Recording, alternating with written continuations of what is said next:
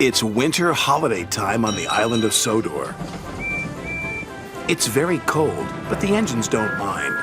They love this time of year when the stations look jolly in their decorations. There is plenty of work with passengers and parcels to be delivered, no matter what the weather.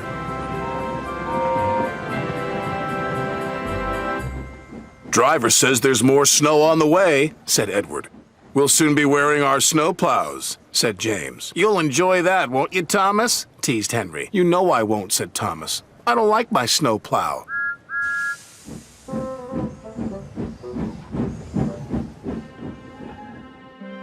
Sure enough, that night the wind blew and the snow fell heavily. The next morning, Sir Topham had arrived. He told the engines they were to have snow plows fitted. "And you are to collect a special from Callan Station. It's needed for the village feast on Toby's branch line." Thomas was excited about his special, but not about his snow plow.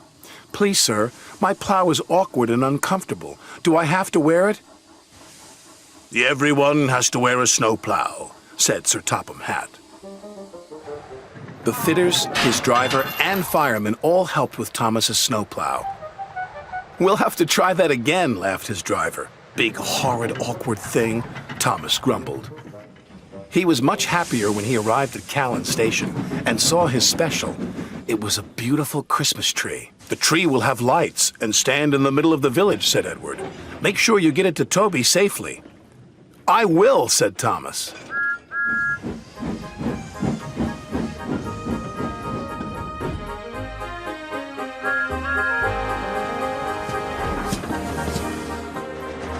Thomas arrived at Maithwaite, and Toby was very happy to see him. "The villagers will be delighted with this tree," Toby said. "I'm glad you have your snowplow. I can't clear the snowdrifts by myself."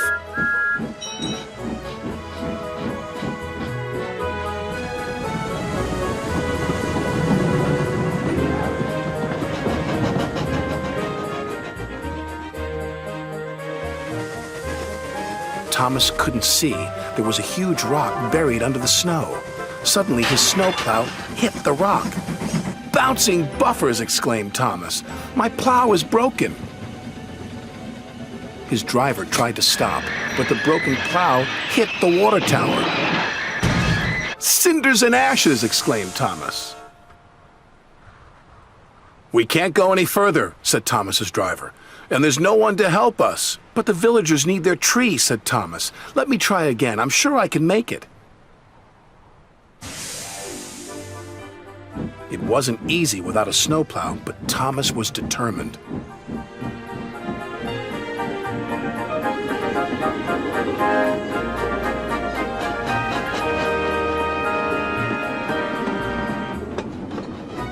He pushed, and he pushed, and he pushed. Thomas was trying as hard as he could, but there was just one snowdrift after another.